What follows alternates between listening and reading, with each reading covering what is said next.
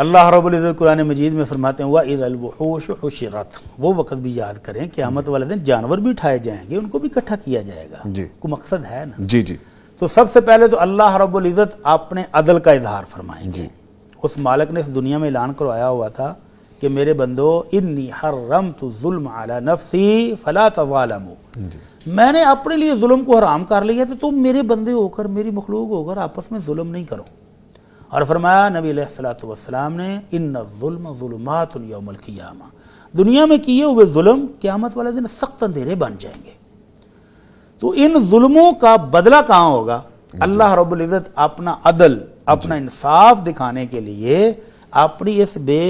ضرر سی مخلوق کے درمیان بھی عدل کر کے دکھائیں گے کہ یہ دیکھو جس کے سینگ نہیں تھے، اللہ اس کو سینگ والی بکری نے مارا تو اس کو کتنی تکلیف ہوئی دنیا میں۔ صاحب کتنا بڑا میسج ہے۔ ہاں، تو یہ اصل میں یہ حدیث میں لوگوں کے لیے میسج ہے کہ وہ اللہ جو ایک معصوم سی بکری پر ہونے والے ظلم کا بھی بدلہ دلوائے گا تو تم انسانوں کو کیسے چھوڑے گا؟ تو تم آپس میں جو ظلم کر رہے ہو سمجھ لو کہ تم نے بھی حساب دینا ہے پل صراط پر، جب یہ بکریوں کا بھی قصاص ہو رہا ہوگا تمثیل کے طور پر کہ دیکھو اللہ ایسا عادل ہے کہ اس نے اس معصوم بکری کو بھی اس کا حق دلوایا ہے۔ تو اگر دنیا میں آپ کے پاس عہدہ ہے، منصب ہے، دولت ہے، بہت بڑی برادری ہے اور آپ سمجھتے ہیں میرا کوئی کیا بگاڑ لے گا، پوچھ ہوگی مجھے کون پوچھ سکتا ہے، میرے پاس یہ اختیارات ہیں، میرے پاس وہ ہیں، تو سمجھ لو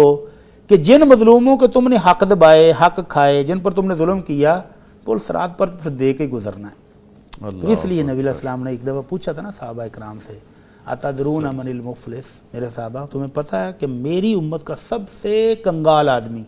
غریب آدمی، فقرا کون ہوگا؟ تو صحابہ نے کہا اللہ کے رسول جس کے پاس درہم اور دینار نہ ہو، سونا چاندی نہ ہو، وہی غریب ہے۔ آپ نے فرمایا نہیں،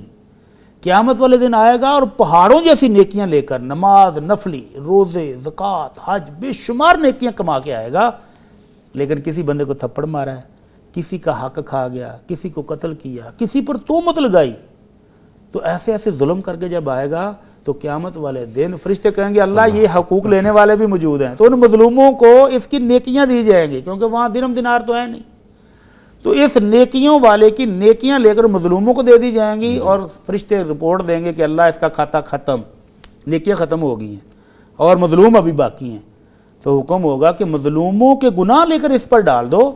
اور جب وہ اپنے گناہ بھی اس کے باقی ہیں اور مظلوموں کے گناہ بھی اس پر ہوں گے، نیکیاں ختم ہو جائیں گی تو وہ جہنم رسید ہو جائے گا۔ فرمایا یہ میری امت کا سب سے غریب آدمی، مفلس آدمی ہے، مفلس۔ ٹھیک ہے، تو یہ تمثیل دے کر سمجھایا گیا ہے کہ انسانوں وہاں تو جانوروں کے بھی بدلے ہونے ہیں تو تم ظلم سے بچ جاؤ۔